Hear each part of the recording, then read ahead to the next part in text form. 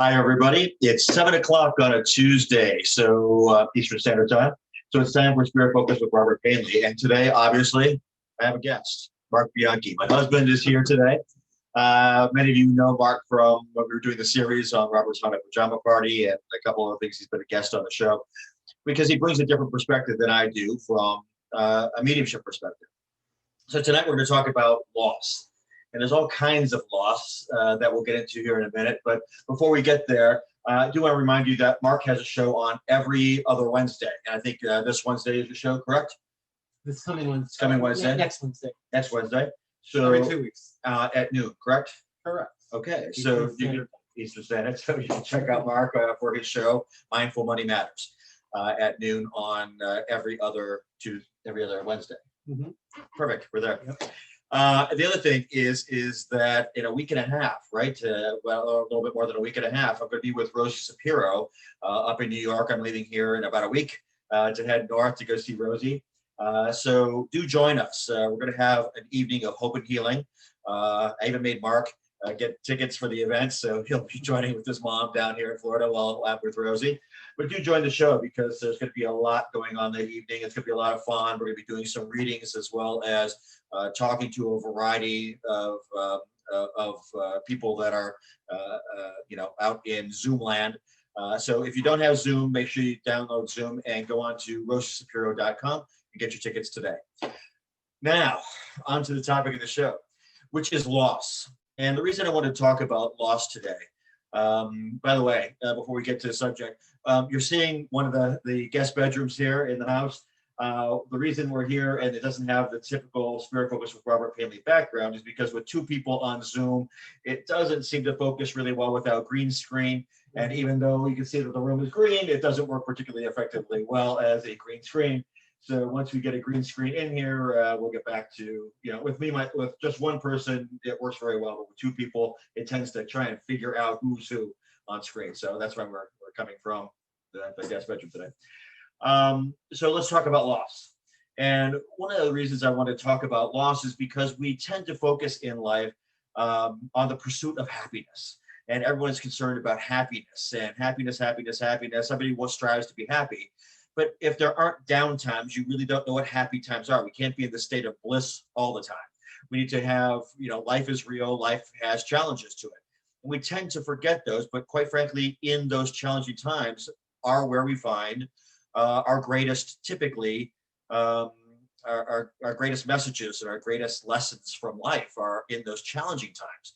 So I don't want those to be ignored. And from an intuitive life coach perspective, so I have my whole mediumship side, but as an intuitive life coach, I do talk to clients about not only their business, but incorporates all aspects of their life, what they should be doing, how they should be doing it, and a lot of that from an intuitive perspective as a medium. What are their guides to them? Are they on the right life and proper life course?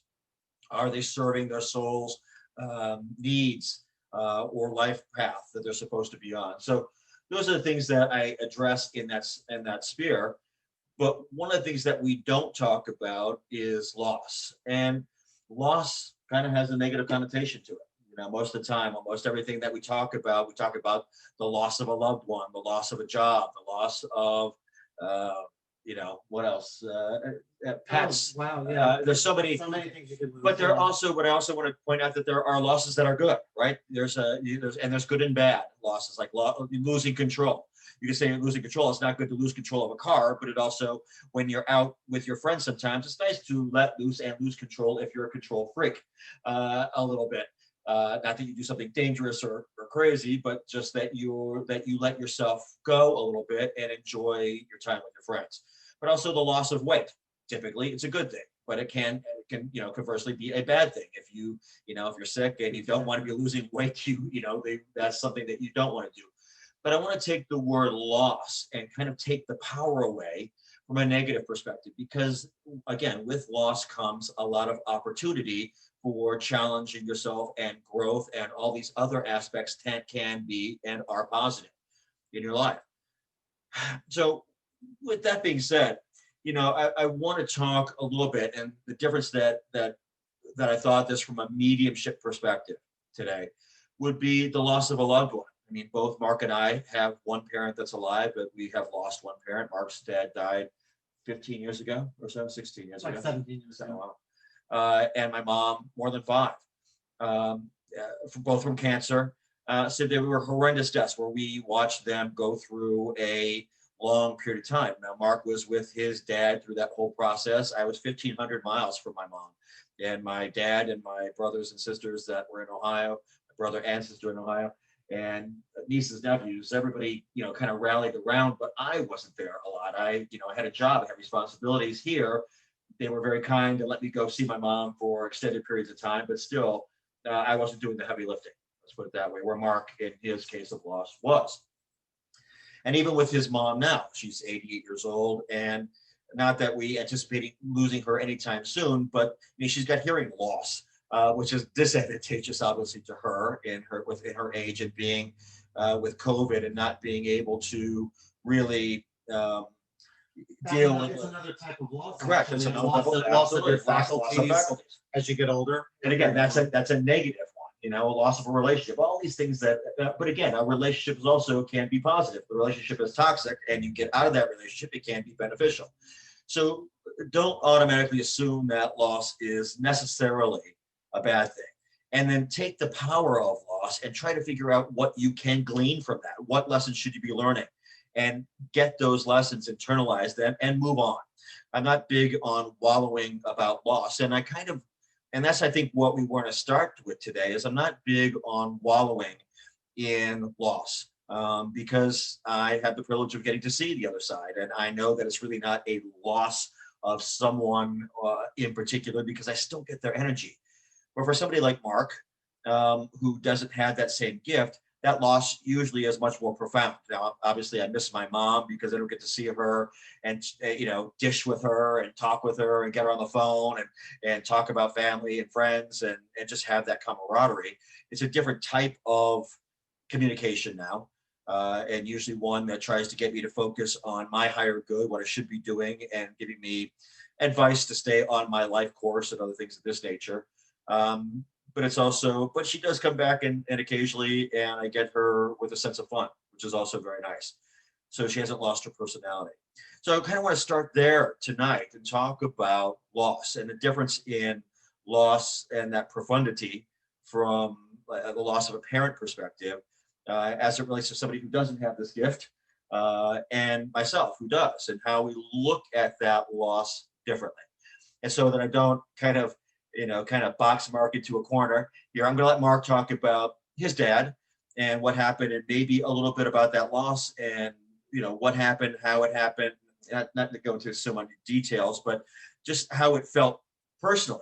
Because Mark did take time to deal both while it was going down and took time afterwards to help himself. So why don't you talk about that a little bit? Okay.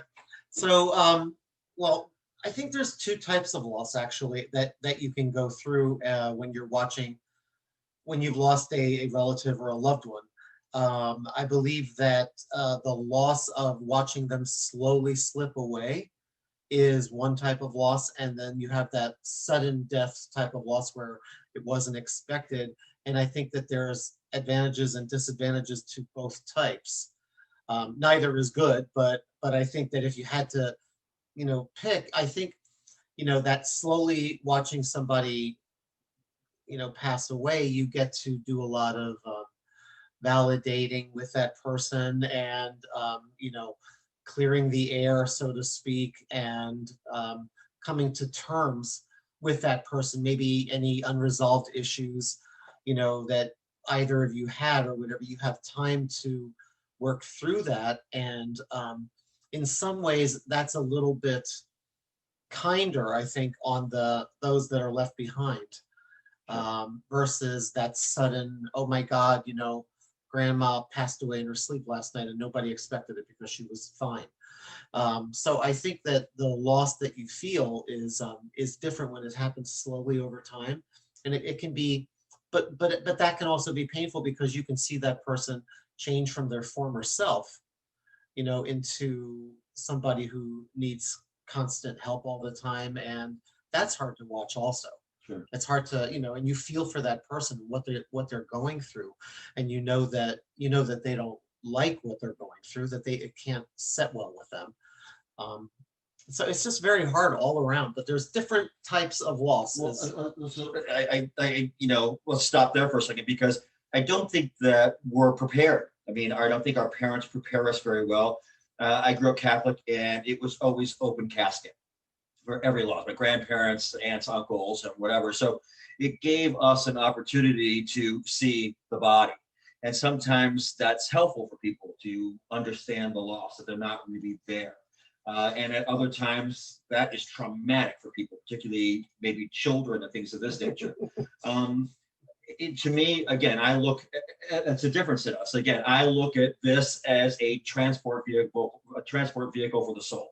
It really has no other function. This moves the soul from point A to point B on this plane. That's its function. Some people have a prettier model, an older model, or whatever, as far as a transport vehicle is concerned. But that's what this is. So I don't look at the body as being something, a profound loss, because when I meet people, I meet energy and I meet who they are. And so I don't look at, so much the person themselves. I can go into a dark room with people and get the personalities of everybody that's in the room, where you can't do that. So, so that's The different. experience for those of us that don't have that type of a gift is completely different, because for us it's like, oh my God, it's traumatic. We're never going to see that person again. And so, for somebody like you who could actually see the other side, totally different. I think the vast majority of people who will be watching this video are going to be like in your camp. Yeah. Who can't. So, what is that? Because for me, it's completely. I've had this gift since I can remember. So I've never had that feeling of permanent loss. So what is that like? What is that like for you when you have that feeling? Well, it's absolutely devastating. Um, like if you, let's say, like you're a parent and you have one child and you lose that child and that child dies before you. I mean, there's different levels of how devastating it is, that you just aren't going to see that person again. It's incredibly hard to cope with. I mean, I'm sure that you've ran across in business and in before we met for your personal life with people who don't have a strong belief system out, and don't believe that there is something after life. And, I wonder how kind of sad an existence that is for some people who don't believe that there's something more. It's not seeing people like, spirit as I see spirit and have all my life. It's not even a question for me. I don't question it at all, because I see people that that most people out there don't see, and I interact with them and I talk to them, and they're in the house every day. And so I think having that belief that one day you're going to see that person again, albeit in a spiritual form, not an energy form, whatever, is for a lot of us is what gets us through, especially if you've had a lot of loss. Like my mom, for instance, she's 88 years old. She's lost like every single person. She had 5 brothers and sisters. One identical twin, and 4 brothers, and lost them all. Mother and father are gone. Most of the in-laws that are of her generation are gone. So I mean, it's like, if I didn't, and Mark's an only child. Yeah, and if I didn't think that there was something else after this, I think that would make the loss exponentially harder. I didn't think about this. That's right what now, gets you through. I must be her favorite in-law. I'm the only one. Yeah, it's just like my favorite husband. I'll take it. But this is a heavy subject, and one that just doesn't come up typically at a dinner party, or that we have anybody to talk to the subject about. And I think that's so sad, because we really do need to be able to process loss, and everybody deals with loss in a different way. I think what I want to do here eventually is to have someone who's qualified, trained in loss, to kind of talk to everybody about loss, how to maybe deal with it, the stages of loss. I don't want to look at it from that perspective. I don't want to look at it from a spiritual perspective on, a not non-spiritual person, but like a person who doesn't have that gift, a non-gifted person in that way, versus a gifted person, and how that loss is so profoundly different. Profoundly. The second time you used that word, I'm like, what the hell is like my verbiage. I've lost profoundly the wrong word. exactly. and this is live, so I can't edit it. It's profoundly different. So for those reasons. So so look at loss that way. So I'm going to tell you from my mom's side again. I would say miss her, but I still sense her. Not every day, but there are times, particularly when I'm down in my life, where I do sense and feel her. Or sometimes she just talks to me. I'll get a sentence, or sometimes I just feel her presence, and I know it's her. People who are gifted out there, they can tell you, as I'm telling you, that you do feel that. And a lot of people do feel their loved ones sent when they're gone, and they get them maybe in their dream state, or they get them in some other way, through a smell, through a perfume, through something of that nature, or from sometimes a cigar smoke, or a father, or something of this nature.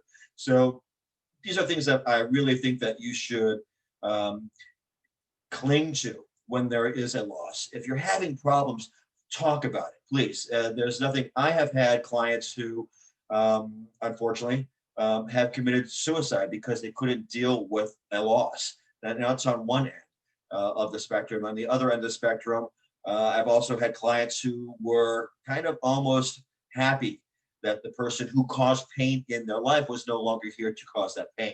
So it's run the spectrum for me as a medium, where when I'm dealing with a client, and sometimes it surprises me.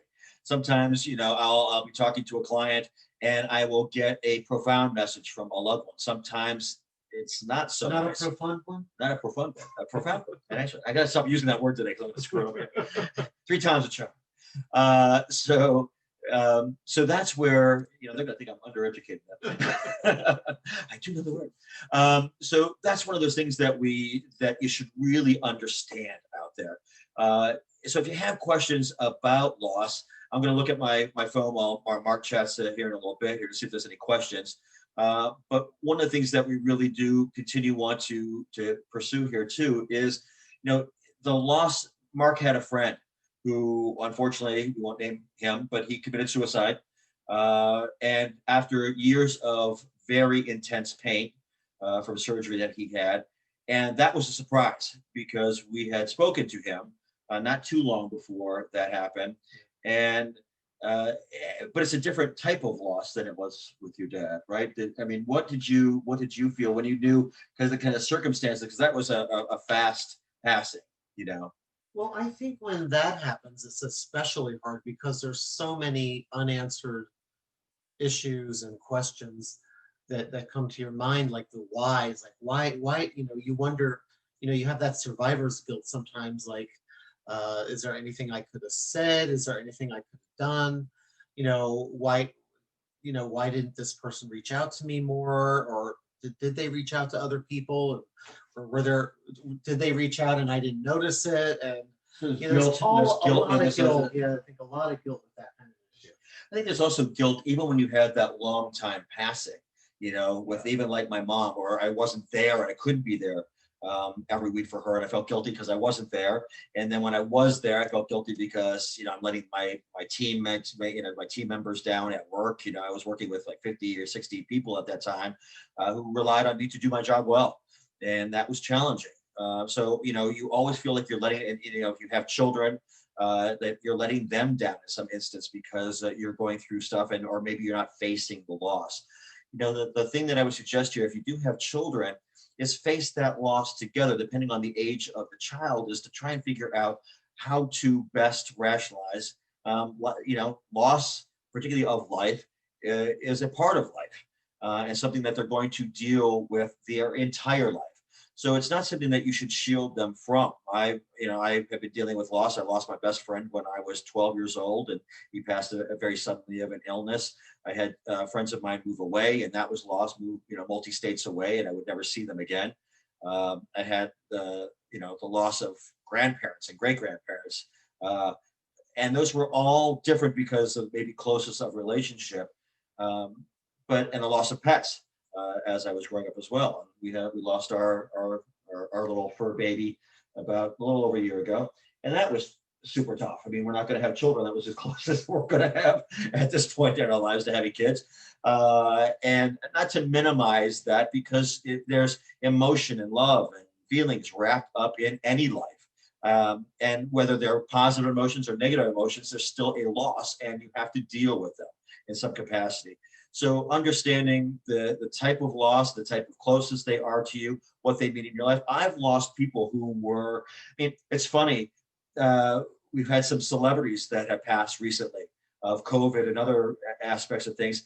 And you'll see people online crying. They never met this person, but this person was an idol, or they looked up to this person, or they influenced their life in a particular way that they took the loss hard. So you don't have to be related to someone or know them even very well. It can be just an image on the screen, or somebody that, you know, an author of a book, or somebody that you admired in film or TV, that had a profound impact on your life.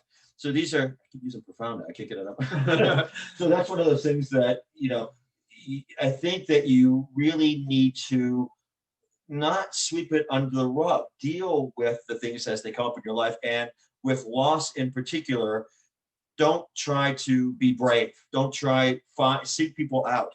You know, it's okay to cry. I mean, we're taught as little boys. We had this conversation on was it Mimi's Diner. Mimi's Diner. Jeez, I'm gonna stop talking today. Mimi's Diner, about this particular subject. And I don't know, what do you think about the different types of loss that you've had in your Well, I think life? And what advice would you give I to think, people dealing with loss? I think it can be very different. I think that, you know, like I'm trying to think of everything that you just covered. You covered a lot. I think when we see like a celebrity died, or we hear about a tragic shooting or something tragic on the news, or we see people that had loss of lives in a natural disaster or something like that, I think we also empathize with, you know, the families and those that are left behind. Like, for instance, the all of the deaths from the coronavirus. You know, there's a husband, wife, child, daughter, son, whatever, aunt, uncle, cousin, you know, left behind from all of those people. Not, you know, one, at least one of those is left behind from every single person. So, you know, I think there's that loss, and that sorrow comes in with empathy for all those people. That's one type of loss that you feel. I think there's also like losses that are maybe even good. Like, let's say you lose a job, for instance, that, you know, while it paid the bills maybe, and provided, you know, that a little bit of financial stability in your life, maybe it wasn't your dream job or anywhere even close to that. And maybe because you lost that job, it caused you to examine your career skills, and maybe you looked in the mirror really hard, and you decided, like, you know, what do I really want to do with my life? And so maybe you decide that, oh, I always wanted to learn, I'm going to just put this out of the air. I always wanted to learn, you know, cybersecurity or something like that. And so you go to school, and yeah, it did, because that's actually one of the things I would have actually loved to have done, because I love like digging in and catching the bad guys is something I love doing.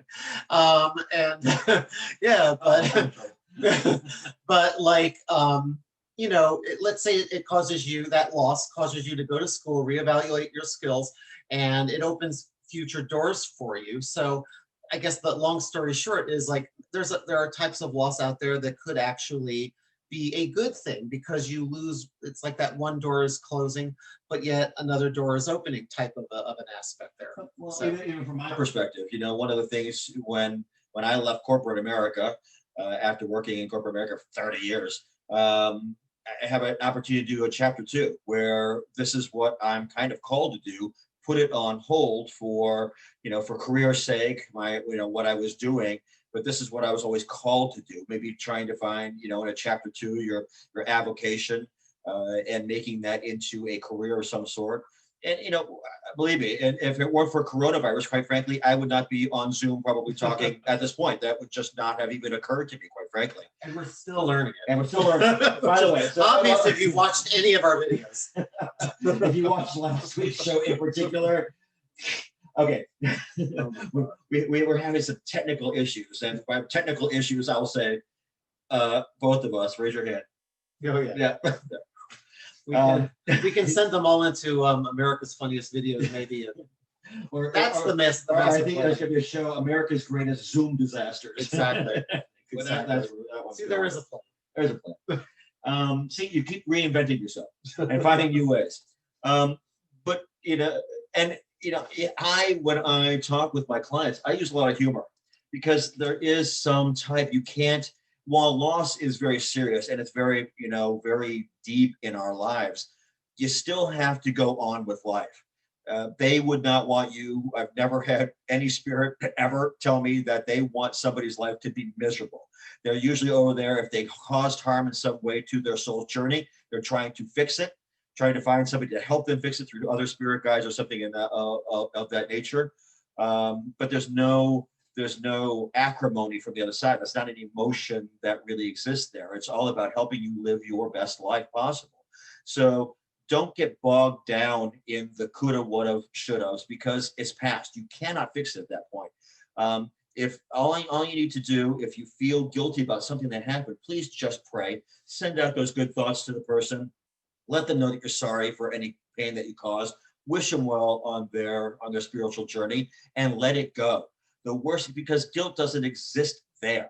So from the standpoint of you carrying that guilt, it can ruin your life. Then there's no reason for it. It's one of those emotions that is absolutely worthless. Like worrying. Like worry. It's absolutely worth. The master. Exactly. I could do a master class in that. I'll do a show on Mark's worry. Oh my God. 10 master classes. There isn't enough time on Zoom. Oh my So God. one of the things that we have to do is try to really make sure that you do just put a period to it. You cannot change it. That's why you should live every day like it's your last and never carry bad feelings with you. There are people that you may not want in your life, and that's okay. You don't have to like everybody. But what you should do is never make sure that you have a negative impact on their life in some capacity. If you don't want to deal with them or don't put them in your life, that's one thing. That's completely acceptable if they don't have room for whatever reason in your heart or in your mind, or they could be just people that for whatever reason it's to use a phrase toxic. Never used phrase. Yeah, yeah, like it's okay to let go of toxic people. Right. That's okay. People It's who okay don't serve you or don't serve your journey. Or It's toxic. okay. And it's okay to bring people in. Toxic addictions. It's okay to lose those things. Absolutely, of course. Yeah. But going back to specific loss and loss of loved ones in this way with our parents, I too get to see Mark's dad. So, and I never met him on this plane. So my first introduction to him was wanting to show himself in this house to me, and driving me crazy for the first 6 months of living here, because I couldn't get rid of him. He was insistent on telling his story and getting words and messages to Mark. Mark is too close to me, so it's very hard for me to read him sometimes. So I sent them to another medium to have that meeting. And once it was over, he stopped bothering me. And you got the messages that you needed, and Mark's mom got the messages that she needed. And his message got through, and he just didn't need to bother me anymore. So I just want people to take away that aspect of loss. Let's go to kind of the loss of maybe friendship. We both have had friends, yours from suicide and other things that you've lost. I've also had friends that Mark and I are of an age where we knew people, not directly in my case, that died of AIDS back in the day when it first came out and there was no cure for it. So there was these ancillary losses, but there was a loss of innocence with that whole, everybody that's of our generation that went through the 80s. There's a loss of innocence on what we could do, how we could do it, and fear that was associated with the potential loss of life every time you met someone new. It was a challenge, and quite frankly, there's a little bit of that aspect now between then and with COVID. Obviously, if you got AIDS or infected with HIV and it progressed to AIDS very rapidly back then, if you had that, you knew it was a death sentence. It was almost assured that that's what was going to happen to you once you started to get symptoms. In this case, it's not. So there is a little bit more. I hate to say laissez-faire about this because some people believe that children don't get it or that young adults don't get it or that they can't pass it around. There is a lot of disinformation out there, but from our people of our generation who dealt with HIV and AIDS, I think we're a bit more cautious, because we saw what happened living through that process. I think we saw that also, the parallels of that shaping a new normal. Like sex, for instance, there's a new normal, with safe sex and all that. That didn't go away. Right. And that was all shaped by HIV. Right. And I think that there is going to be a little bit, not to that extent, but there's going to be a reshaping of us, like a new normal with this virus too. Right. And I think you're going to find, maybe not with everybody, but you're going to find people who are just leery of standing too close to people, or maybe reluctant to shake hands or hug, or who knows. I think it's going to change things a little bit, and maybe it will die down, because I don't think it's as profound as HIV was, because Correct. worldwide, and the deaths from that, I think were probably were way worse. Correct. Right? Yeah. So. But this is a horrible death too for people that are going through this. Being separated from their family members and dying alone on a ventilator and all kinds of. And that's again a different type of loss, because it's the loss for the person who's going through that situation. But there's a loss of not being able to see, knowing that your loved one is suffering, knowing you can't be there with them, knowing that even if you go and you're able to be there, that you could bring that back and perhaps give it to another family member, and living with that guilt maybe of passing it to somebody else is horrible. So there's just so much out there with loss at the moment, and I have self. I cannot speak to that. And this, look, it's not even, there's no alcohol tonight. And I can't speak. But there really is a sense of loss out there with this virus, and people being, it's a loss of just daily communication with one another. Do try to find ways to interact. We found that out with Mark's mom. So this loss, of being able, this loss of connectedness, if you would, is profound, particularly, I keep using that word, it's the word of the day. If I have, if we were Mr. Rogers, it would be up here in big letters at the moment. This lack of connectedness that Mark's mom felt, for example, they were isolated. They were one of the first places in the state of Florida that they were isolated from one another because they had maybe 5 deaths right at the beginning of the pandemic. And so they closed everybody up in their apartments, and they couldn't get out, they couldn't leave, everything was brought to them, and they isolated these poor people for a long time. Was it necessary? Absolutely. Was it good for their mental health? We could see the decline in Mark's mom by not interacting with people for months. It was only, I think she was alone for maybe. Well, I think it happened to everybody. I think it's especially hard for older people. But we noticed it from a firsthand perspective. That's because she wasn't interacting with someone every day. She's an active 88-year-old. She loves to go downstairs and go and attend all the social events and go and meet people and hang out with friends and have conversations. And she is very gregarious that way at 88 years old. And to have that taken away, she doesn't. She's not really technically adept she's not connected to the internet. So all she can really do is watch television. And that's brain numbing for someone for months at a time to sit down and just watch television and have nothing to do. We tried to give her things and do things for her, but it just wasn't in her realm. We were very good at trying to come up with creative ideas of ways to entertain them, but it wasn't quite the same as being in person with other people. And I think when you get to that age too, taking people out of their routine, it's just their routine is challenging enough. Once they get into a routine, and they don't like to get out of it sometimes. But I also, at the same time, I understand why they had to do it, because it's such a vulnerable population. and it's weighing the lesser of two evils. You know, it really is. And now Mark is actually able to spend some time with her occasionally, and she's able to get part of her life back, and that has improved her, both her mood and her mental health, and other aspects of her life as she continues to really kind of reintroduce herself back into a pseudo normal environment back where she is. But Mark and I think find that with ourselves too. We really, we love our friends, and we have a lot of nice friends and acquaintances here. But the loss for us, of those friendships and that camaraderie of going out and eating with friends and stuff, we just don't take a risk in that way. We know some friends who do, and that's their choice.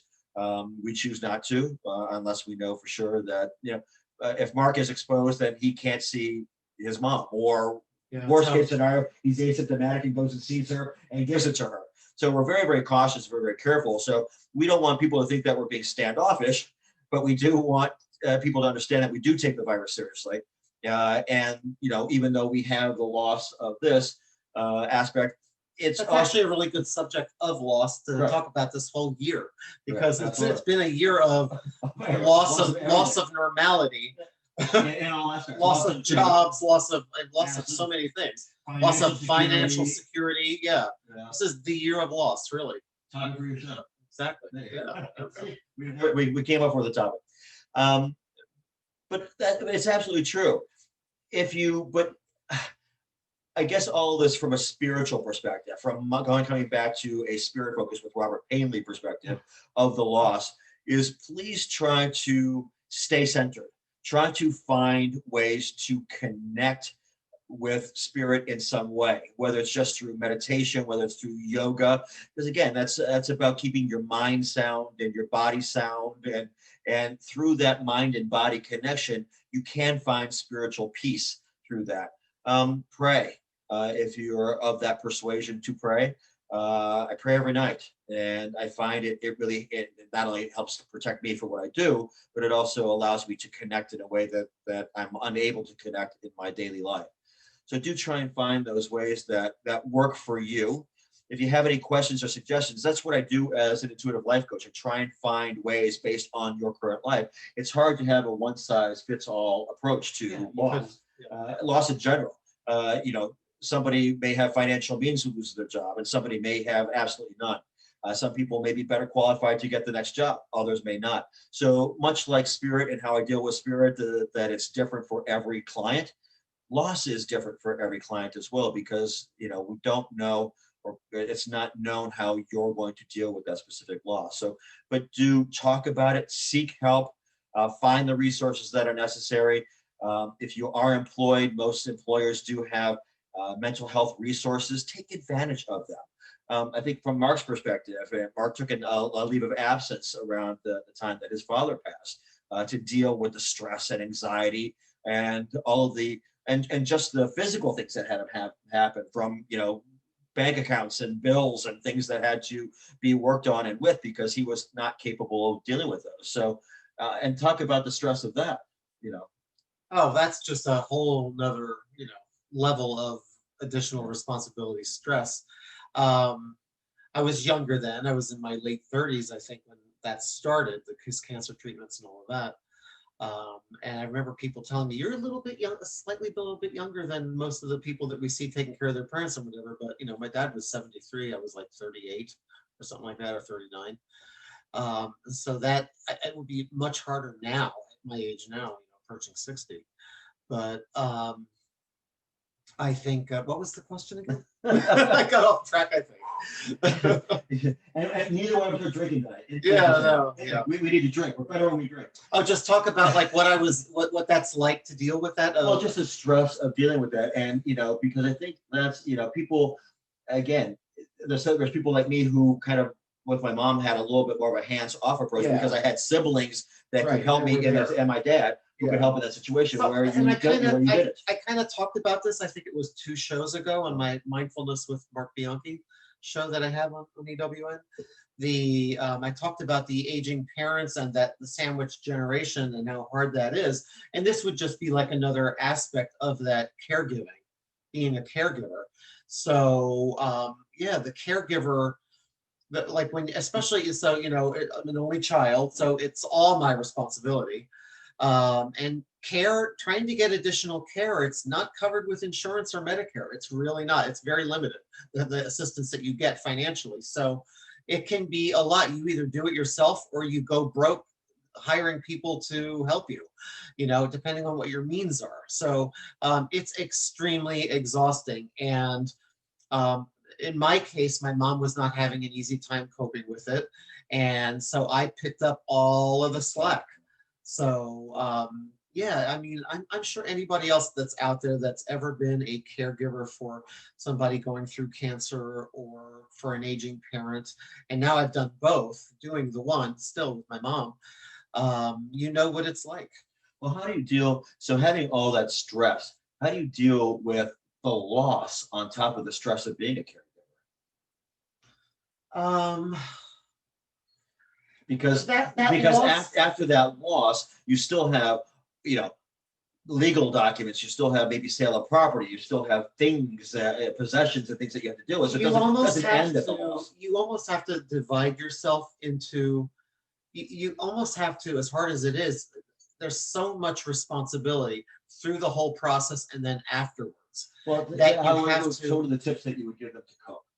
I covered this on my show. It's like one of the biggest things is just to be extremely organized. Organize all your paperwork, your files, keep a calendarized appointment book, keep all that stuff, don't scatter it everywhere, keep your, keep everything close to the vest and organized as much as possible.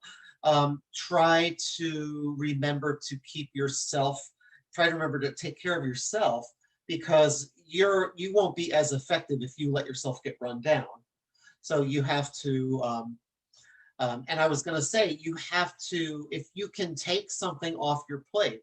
It ended up becoming so overwhelming that I had to take the job off my plate for 2 or 3 months. And so I went out on the Family Medical Leave Act. Most big companies have that.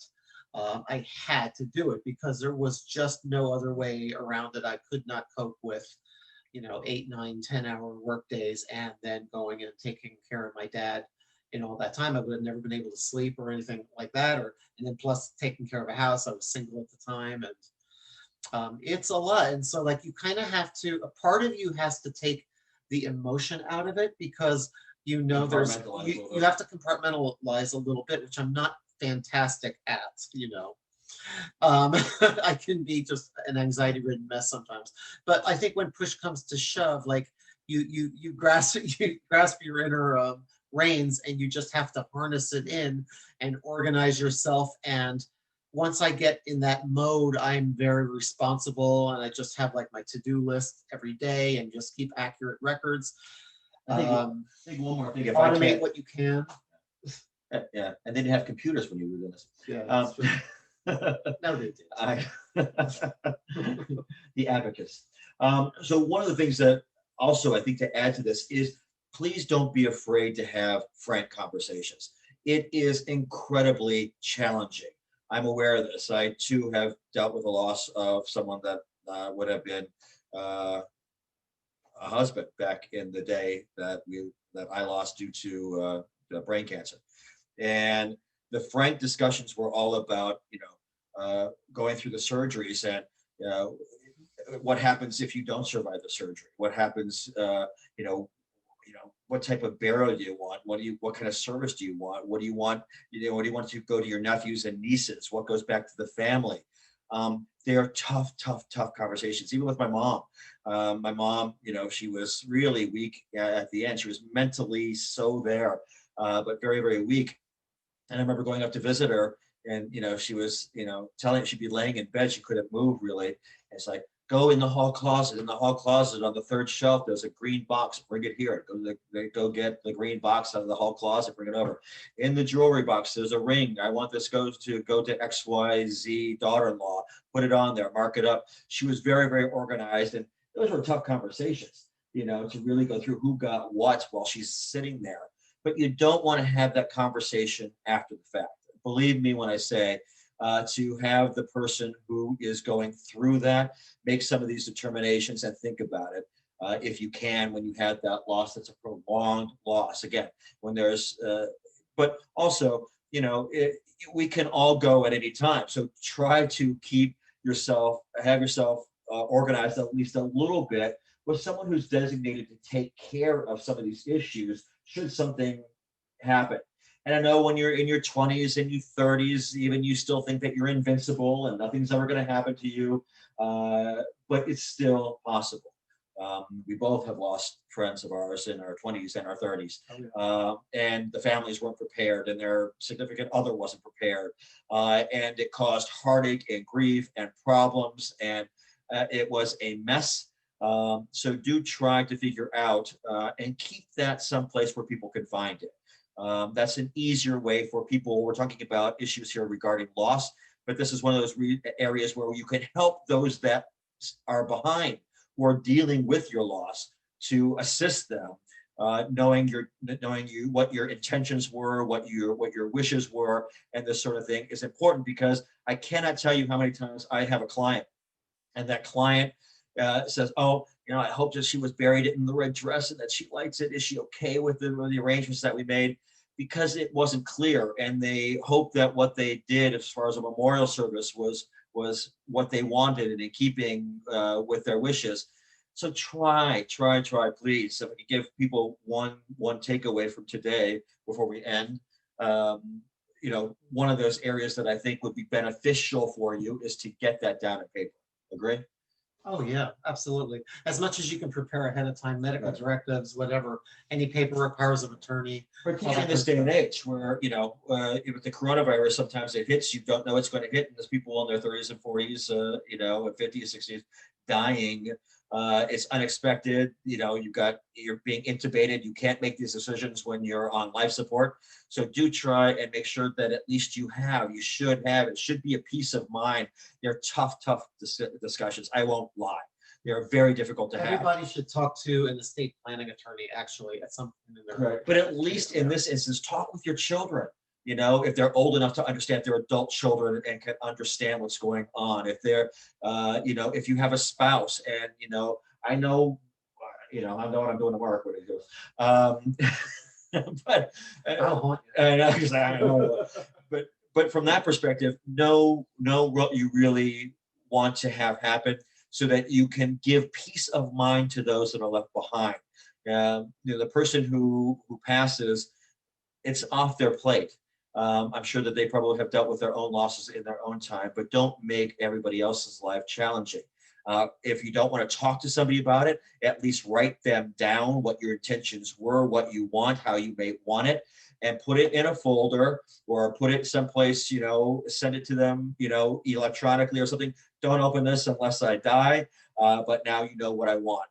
Give it to a trusted friend. I can't stress that enough. That the guilt and the angst that some people have because of a loss, particularly one that's quick, can create a lot of stress for those who are left behind. So do try and remember, for everybody, do it. Not just one spouse, but both spouses should be doing it for themselves, so that the other one knows what the other one's wishes were. Correct? Yeah, I think that those are very difficult discussions to have, and a lot of us, I think we put it off and we put it off, and even knowing each other's passwords, right? I mean, that's something even we haven't done. I mean, yeah, stuff like that, little things that you wouldn't think about that just make it so difficult, because it's a common thread. It's something I've heard from a lot of people who have lost a loved one, and I've gone through it, is there's a lot to tie up afterwards, and it's hard. For us, it's easy because, again, being married, if I were to pass, all the financial and everything else just gets tossed over because he's on all the legal documents. And we've talked a little bit, because of what I do. We talked about death and dying and things of that nature. But like I said, with the gentleman I was with before, Mark, before he even went, we had to discuss if he's on life support. I was the one who had to pull the plug, and other things that happened, thankfully. But those were all talked about up front, and that was uh, and I had to be willing to do it because there were family members who couldn't do it and said that they couldn't do it. And that's a huge responsibility. And you have to be mentally prepared for it. And you don't want to be mentally prepared for that the moment that it has to happen. This is something that you want to think about and know about ahead of time, that you were the one that they trusted enough to designate with this responsibility, if you want to put it that way. So I think the takeaway from today would be as organized as you can. Again, we all deal with loss a different way. Try and be organized as you can for potential loss, for the loss of a loved one, the loss of yourself. And take care of yourself, because you're of no value to other people if you got sick too. So if you're a caretaker or caregiver, you really need to look out for your own well-being. It's very, very important that you get your rest and eat right and all that kind of stuff. And do take time for yourself. With my mom, when I would go up, we'd try and make sure that my dad would go swim, do something to get out of the house, because he wasn't leaving the house, and because he wanted to be there all the time in case she needed him. So do try and take time for yourself, because it does wear you down, and prepare, because when the loss actually occurs, you're going to need to be as strong as you can physically and emotionally to be able to deal with that loss. You can plan for it all you want, but it's always a surprise when it happens. And that, from experience, it's never, even though it's imminent, it's still tough at that moment, no matter how well prepared you think that you are. So on top of all that, if you feel that you need help, if you feel that you're emotionally not prepared or not ready or can't cope with something, please find the mental health resources necessary for yourself to get the help that you need. Please don't think of it as a weakness. We all deal with loss and stress and things in a different way. Don't try and work your way through it or be brave. Just get the help. You'll be much better off for it in the long run, even in the short term, right? Absolutely. So I want to thank you all for watching today. I know this was a tough subject, and not something you probably want to watch on a Tuesday night. But if you have any questions about loss, and particularly, again, I wanted to take this from more of an intuitive life coach perspective on how I deal with clients. And again, since each client is different, it's hard to get into great specifics at this point on this topic. But just some kind of tips that we had, because we both had losses, and so there's a personal aspect to it and a coaching aspect to it. So I hope you take some of these tips to heart. If you have any questions at all from that perspective, please feel free to contact me. You can reach me at rapainley@gmail.com. And also, again, please get online, get on Zoom, or go to rosieshapiro.com. Get your tickets for our event on September 13th at 7 p.m. Eastern Standard Time. It'll be 90 minutes long, and it's going to be a wonderful and fun event, because Rosie's lovely, and I can't wait. Hope and healing, right? Open healing. Of hope and healing. Absolutely.